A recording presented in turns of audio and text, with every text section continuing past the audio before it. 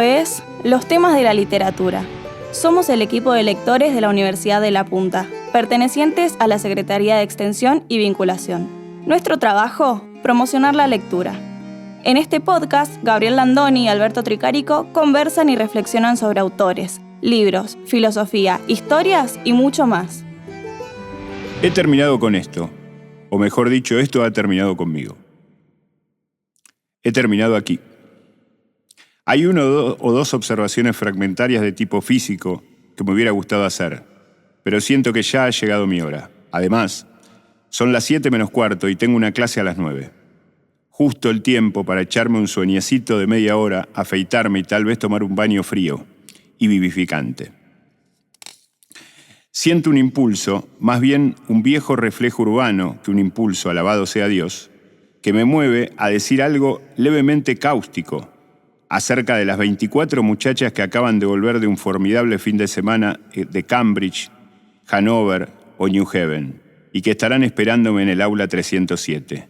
Pero no puedo terminar una descripción de Seymour, aunque sea una mala descripción, aunque sea una descripción en la que mi ego, mi codicia, constante por compartir con él la cabeza del cartel, aparezca en todo lo que digo, sin tener conciencia de lo bueno, de lo verdadero. Esto es demasiado importante para mí. Es demasiado importante decirlo, así que soy el único hombre que puede decirlo.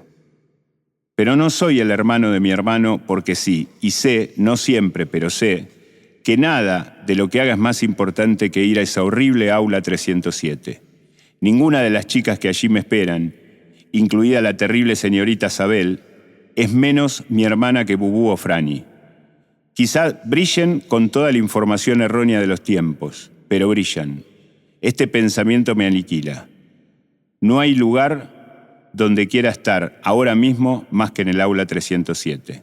Seymour dijo en una oportunidad que todo lo que hacemos en la vida es ir de un pedazo de tierra santa a otro. Bueno, esto que acabo de leer, hoy es el programa de Salinger, es el final, literalmente el final de Seymour, una introducción, la última publicación en vida de Salinger. ¿Cómo te va, Gabriel? ¿Cómo estás? ¿Cómo estás, Alberto?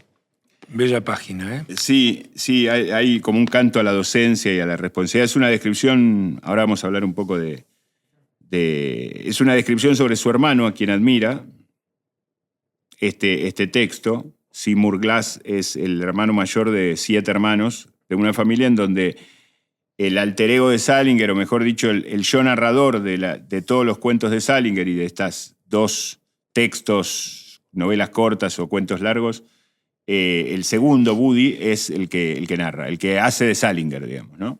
Que de alguna manera emula parte de lo que fue biográficamente su familia. Y todos participan, los Glass, de diferentes cuentos en diferentes circunstancias y en diferentes momentos de la vida de esta familia. Es decir, hay como todo un entramado general que no es una historia puntual, sino que son como participaciones especiales, algunas secundarias y otras primarias, de la familia Glass. Sobre todo del hermano mayor Seymour, que es como el gurú, digamos. Entonces Seymour, una introducción, es como una alabanza a su hermano mayor que termina él como docente de literatura. Él explica ahí que esta clase está a cargo en la universidad de un taller de literatura, un taller de escritura que da a un grupo de alumnas mujeres no me acuerdo en qué institución, y termina como haciendo honor al hermano, interrumpiendo esa descripción, haciendo alabanza de ese rol docente y de esa responsabilidad y de esos jóvenes que brillan, aún con toda la información errónea de la época, pero brillan, que es muy interesante y que nos toca muy de cerca. Bueno, hemos hecho el año pasado en los temas de literatura un podcast a propósito de las novelas con su novela emblemática, que es El guardián entre el centeno, o El cazador oculto, como se la conoció en los años 60 acá en la Argentina. Salinger es un escritor norteamericano que vivió 91 años, pero que tuvo una vida pública muy corta, porque nació en 1919 y murió en el 2010, pero empezó a publicar después de la guerra, después de la Segunda Guerra, de la que fue soldado. Y publicó 4 textos, que los tengo acá, ahora los voy a enumerar y mostrar, inclusive, ya que tenemos cámara este año. Y después del 4.º texto, fines de los 60, decidió irse a apartarse de la civilización y no se supo más nada de él. Todo lo que se sabe, se dice, hay documentales, cartas y todo, son dudosas, digamos. Aparentemente el tipo se fue, hizo su vida y lo único que se supo es que se murió en el 2010, 40 y pico de años después de haberse retirado. De haberse retirado a los 40 y pico de años. O sea que el tipo tuvo prácticamente 10, 12 años de vida pública. Dentro de su obra, que yo traje acá y aprovecho las cámaras para mostrarlos, El Guardián entre el Centeno, del que hablamos en el podcast, creo que 17, el episodio 17 del año pasado, es su primera publicación, una de las novelas más emblemáticas para muchos lectores del siglo XX, claramente influida por Hemingway, ahora vamos a hablar de la influencia de Hemingway. Después publicó Los 9 cuentos, que son una selección de cuentos que había publicado en revistas antes de la guerra, que había publicado cientos de cuentos. Ahora están apareciendo traducciones de cuentos. Yo trato de leer en inglés algunos, porque hay infinidad de cuentos para leer, pero formalmente el libro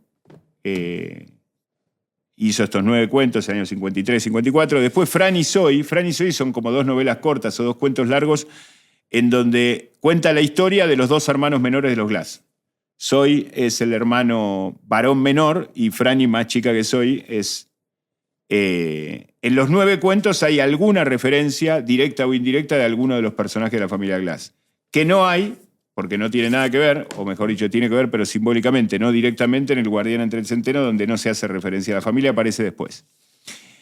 Y la última publicación, que fue doble, no es que se editó doble, sino que la publicó en 1967, las 2, que es Levantad, carpinteros, la viga al tejado, y Seymour, una introducción, que son como 2 novelas cortas o dos cuentos largos, como queramos, como el caso de Fran y Zoe, son 2 episodios centrales para esta familia Glass. El primero es el casamiento de Seymour y toda la movida familiar del casamiento de Seymour, que es Levantar carpinteros la viga al tejado, que dicho entre paréntesis, Seymour no se presenta al casamiento, es muy interesante.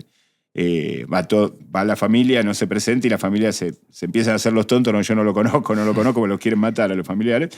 Y después Seymour una introducción en donde yo narrador de toda la obra de Salinger, que es Buddy Glass, el segundo hermano, hace una especie de alabanza de su hermano Seymour. A ver si tengo acá algo que me acabo de acordar, si lo puedo leer. No sé si lo voy a encontrar rápido. Acá está. Dice, hay 4 personas que yo admiro profundamente y que son la razón de mi vida artística y narrativa. Estas 4 personas son Kafka, Kierkegaard, Van Gogh y mi hermano. Genial. Genial. El hermano está dentro de ese círculo. Bueno. De esa pléyade. Claro. Bueno, hablamos el año pasado muy por arriba a partir de la novela. Me gustaría por ahí extenderme un cachitito más, 2 minutos, sobre la forma de escribir de Salinger. Salinger tiene una forma de escribir muy indirecta, con finales muy abruptos, con una estructura, sobre todo en sus cuentos o en sus narraciones largas, excepto en la novela, excepto en El Guardián entre el Centeno, en sus narraciones largas sin una estructura clásica de introducción, nudo, desenlace, en donde por ahí, a la vista del canon, la novela termina un poco antes de lo que debería o un poco después, la narración. Una relevancia muy especial a determinados personajes secundarios, que después uno, siguiendo la teoría del iceberg, uno baja y se da cuenta por qué esos personajes tienen tal relevancia. Un armado muy interesante, simbólico a través de esta familia Glass, porque la familia Glass es una familia que representa a esa parte de la sociedad neoyorquina judeo-escocesa o judío-irlandesa, como era él, clase media alta, con muchas posibilidades de estudiar, de ser exitoso, de ir a la universidad, de todo, gracias al padre, que tenía un muy buen trabajo, el padre de Salinger y el padre de los Glass también. Y cómo describe Nueva York y cómo describe esa franja social neoyorquina de ese momento. O sea, también la literatura de Salinger, aunque sea lateralmente y no explícitamente, es una gran fuente de información social, sociológica y hasta filosófica, histórica, de la Nueva York de los 40, de los 30, de los 50. ¿Qué más? No, referir esto que hemos hablado fuera del aire acerca de que algunos escritores son, no sé si no tomados en serio o menos tomados en serio, precisamente porque su literatura es solo literatura, como debiera ser. Claro. ¿No? Porque, bueno, sobre todo en el siglo XX estamos muy acostumbrados a los gestos públicos, a los gestos políticos, a la influencia de la construcción del personaje del escritor por encima de su obra. Esto lo dice Kundera, lo hemos en algún momento parafraseado a partir de los textos de Kundera. Se espera del escritor algo que en realidad está fuera de su verdadero oficio. Claro. ¿No? Que transforme su vida en una vida pública, que asuma determinados compromisos, que opine de la cotidianidad como otro agente social. Y en realidad hay una definición del arte que hace Peter Brook sobre el teatro que puede ser perfectamente, la podemos extender a todas las disciplinas del arte. Peter Brook dice, solo el teatro es teatro. Porque si todo es teatro, nada es teatro.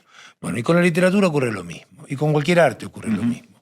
Ahora pero esto es un mal del siglo XX, fundamentalmente, que le ha exigido a los artistas una suerte de compromiso con la realidad que la tienen per se al dar la obra. Pero lo que ocurre es que, lo decíamos explícitamente con la teoría del iceberg, pero esto también se puede representar de otra manera. Es decir, el artista no puede no ser un sujeto histórico. Esto es inevitable que sea un sujeto histórico. Lo que ocurre es que se para frente a la historia desde una perspectiva, que es la perspectiva del arte. ¿Por qué se le debe exigir o se le puede exigir que se pare desde otro lugar? Y en realidad hay algunos escritores que vivieron fundamentalmente en un mundo literario, como fue el caso de Borges, y que se lo acusaba de que vivía en una torre de marfil y todo este tipo de tonterías que son propios de una época que no entendió que el oficio de un artista es demasiado complejo como para que se ocupe de otras cosas. Claro, no, aparte se ocupa de esa manera. A mí inclusive fuera del aire hablábamos del caso de Hitchcock en el cine, ¿no? Hitchcock es un director que entendió, por las características del cine más populares y todo, de que se le exigía, que se lo tomaba en broma Hitchcock. Se lo siguió tomando en broma hasta hace 20, 30 años. En realidad a Hitchcock le importaba poco, a los estudios que lo bancaban también, porque lo veían millones de personas, que eran lo que Hitchcock quería. Hitchcock no hacía cine para intelectuales, porque el arte no hay que hacerlo para intelectuales, hay que hacerlo para todo el mundo. En tal caso, ese todo el mundo accederá a los diferentes niveles de la profundidad del iceberg. Desde su propia posibilidad. Claro. Pero Hitchcock lo que hizo fue inventarse un personaje, aparecer en sus películas y tomar en broma a los que lo tomaban en broma. Y hacer digamos, eso que se le demandaba como compromiso de la realidad o como un estilo exageradamente manierista en la forma visual para que se note que hay un autor ahí atrás y que sea una cosa así enroscada y todo eso, él doblaba la apuesta. Seguía con el mismo estilo, además empezó a aparecer en todas sus películas y ya a tal punto que la gente esperaba cuándo iba a aparecer Hitchcock. Claro. Y al final de la última parte de su obra aparecía al principio, pues si no la gente no atendía a la película hasta que no aparezca. Entonces se perdía a la mitad. Empezó a aparecer bien al principio, en las últimas 10, 15 películas. Ahora, esa actitud que la puede tomar un director de cine, y lo han hecho otros también, parecidas o distintas, pero con el mismo fin, en la literatura es más difícil porque el libro, creo yo, no sé qué opinas vos, Gabriel, de esto, el libro tiene como otra entidad. Yo soy escritor, yo no, pero digo... Borges es escritor, entonces se le demanda a alguien que produce un producto con hojas, tapa y texto adentro, sea de divulgación científica, sean ensayos, sea poesía, o sea, que no me cuente un cuentito nada más, o que yo rápidamente pueda advertir en ese texto una profundidad demasiado. Si uno lee los cuentos de Salinger, por ejemplo, el cuento, hay un cuento que se llama, no le quiero pifiar al título porque siempre me lo confundo. Hay un cuento de Salinger que se llama Linda boquita y verdes mis ojos, que es un tipo que llama por teléfono a un amigo y una conversación telefónica con el amigo. Y el que llama está preocupado porque su mujer no llega. Entonces, el amigo que lo quiere consolar está con su mujer en la cama, con la suya, con la propia, no con la del otro. Y hay toda una tensión a ver si no es la misma persona. Y después hay algunas cosas que surgen de las actitudes de ansiedad del que espera y desespera, y en realidad está dentro de los tiempos normales para que regrese, y de cómo el otro lo consuela por un lado, lo quiere al amigo, pero se lo quiere sacar de encima también. Es eso el cuento nada más.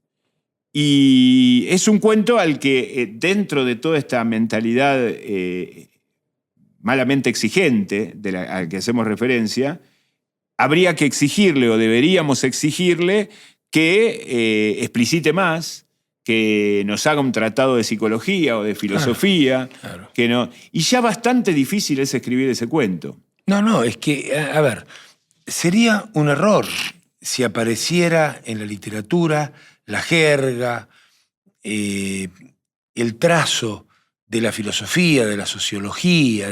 Por supuesto que un buen escritor ha hecho este recorrido, claro, y que una verdadera obra de arte supone, de algún modo, este conocimiento y esta sabiduría. Pero tiene que ser literatura. Digamos, volvemos a parafrasear a Peter Brook, si es filosofía, no es literatura. Claro. Solo la literatura es literatura. Y la literatura no es filosofía, no es sociología, no es psicoanálisis, no es psicología, es literatura. Claro. Por supuesto que supone todos estos contenidos, pero es otra cosa, es un hecho estético, es un lenguaje particular y es una manera una perspectiva del mundo que es artística. Ahora, esta exigencia que no solo en el siglo XX se ha vertido sobre la literatura, sobre el arte en general, y ha generado el defecto de que muchas obras están cargadas de jerga y son inaccesibles para aquel que no es especialista de esa disciplina, claro, cosa que sería un error per se, claro, del hecho porque estético, ya dejás afuera a la gran mayoría. También tiene que ver con que el personaje del autor debe brillar por encima de la obra. Kundera tiene una frase maravillosa: cuando los autores, todo aquel autor que es más inteligente que su obra debiera cambiar de oficio. Porque las verdaderas obras de arte son más inteligentes que su autor. Totalmente. Y es lógico, si un autor es más inteligente que su obra, eso lo está haciendo mal. Otra cosa es la construcción cultural, de la formación cultural que llevó a canalizarlo en esa obra. Eso desde ya. Pero eso desde ya, y en todo gran artista esto se supone y está dado. Y toda gran obra literaria tiene implícita una reflexión filosófica, una descripción sociológica. Ya nos referiremos más puntualmente cuando tratemos a otros autores que son casi un tratado de sociología, claro, de su tiempo. Lo era Lorca con La Casa de Bernarda Alba, pero él no escribía con jerga sociológica. No, ni pretendía llegar desde el punto de vista sociológico exclusivamente. De ninguna manera. Mira, se me ocurren dos cosas para decirte porque ya estamos cerca de la hora del cierre. El otro día un alumno, a propósito de cine, en mis clases me dice: pero entonces, ¿cómo hago una película? ¿En quién pienso? ¿En el tipo que se va a divertir o en el tipo que se leyó todo? En los dos, le digo. Tiene que pensar los dos. Tenés que llegar a los dos. Eso es lo difícil de hacer el arte. Claro. Digamos, le tiene que llegar a uno que va con el pochoclo a divertirse, claro, se tiene que entretener, claro, y el otro tiene que pensar. Claro. Por ahí lográs que el que va con el pochoclo no piense, pero vos tenés que hacerlo para los dos. Sí. Que en realidad ese dos es simbólico, porque en realidad son 80.000. Bueno, son como niveles. Las capas de una cebolla. Exactamente. Es decir, cada uno accede al nivel que puede. Claro. Pero el arte supone todos esos niveles. Pero tenés que estar en todos los niveles. Y después la otra cosa que iba a decir respecto a esta cuestión de la profundidad, de lo difícil que es hacer arte y de que la literatura es solo literatura, solo el teatro es teatro, esto que vos decías, el ejemplo que pongo siempre que es el Hollywood clásico. El Hollywood clásico nadie levanta la voz, pero los directores, Howard Hawks, Ford, Hitchcock, eran los tipos más cultos de su época, pero no lo decían en la película, lo incorporaban en su decir. Hay un director muy curioso que me encanta nombrarlo porque es muy desconocido, que se llama Edgar Ulmer, un austrohúngaro, un vienés que cayó en Hollywood un día, empezó a hacer película clase B, nunca le dieron bolilla, nunca gustaron su película y filmó clase B 20, 30 años y después se volvió a Europa. O creo que se quedó viviendo en Hollywood. Cuentan sus contemporáneos, sus colegas, que Ulmer era uno de los tipos más cultos. En una cena con cosas era sentarse y aprender de él, de lo que sabía. Ahora, sus películas son películas de clase B, clase Z, algunas hechas con 2 mangos, de monstruo que se ven los hilos, pero que está incorporado, si uno lo sabe mirar, está incorporado todo ese conocimiento. Sin duda. Y bueno, está el ejemplo famoso que creo que lo di episodios atrás de John Ford, que recitaba a todos los poetas, a todos los poetas isabelinos de memoria en los rodajes, o Douglas Sirk, que le explicaba a Rock Hudson, citándole a Shakespeare o citándole a Esquilo, pero que después eso no aparece, no está la cita, no está el recorrido, sino que está incorporado. Que está incorporado. Claro, el error es que nosotros después tenemos que llegar a eso. Nosotros tenemos que dar la vuelta para llegar a eso o no llegar, o llegar de otra manera, o llegar con nuestras propias palabras, con nuestra propia experiencia. Y algo más a lo mejor para ir cerrando en este programa, que cuando además el autor se transforma en personaje, que es lo que le exige nuestro tiempo, después el personaje termina tragándose a la obra. Totalmente. Porque se habla del personaje y no de la obra. Y además se le reprocha al personaje aspectos de la vida humana, toda vida humana tiene luces y sombras, ¿no? Sin acceder a la obra. Bueno, a Poe se lo juzga por su vida, a Borges se lo juzga por su vida, por sus opiniones políticas, a Hemingway. Yo voy a hacerle justicia a un escritor que también hoy ya casi está olvidado, que es Manuel Mujica Lainez. Se lo juzgaba por su personaje de bon vivant, por su condición de clase, y en realidad si uno lee su obra, en su obra siempre está del lado de los que pierden. En su obra siempre se ríe de su clase, pero brutalmente se burla de su clase y reivindica a los subalternos, siempre. Y determinadas posiciones no lo quieren porque el personaje... Claro, el personaje construido... Que lo hacía a propósito porque le servía para difusiones, porque también eran... Hasta Borges era marketinero. ¿Quién lo va a negar? Iba a televisión para su época. Claro. Pero a Borges un poco lo ocurrido. Se hablaba más del personaje Borges, de ese viejo ciego con el bastón que decía, disculpen mi ignorancia, y que tenía opiniones disruptivas, que de la lectura profunda de su obra, que no era para nada simplista, ni patética, ni mucho menos, digamos, ¿no? Bueno, vamos cerrando que nos pasamos de tiempo. Lo que queda de todo esto último que decimos es que hay que ir a la obra y no al autor. No leer biografías en Wikipedia, sino leer los libros de los escritores. Lo que importa de un artista es su obra, no su Totalmente. vida. Bueno, Gabriel, gracias. Seguimos la próxima. Gracias a vos.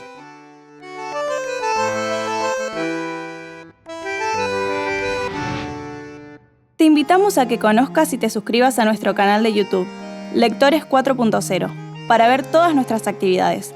No te olvides de poner me gusta en los videos del canal.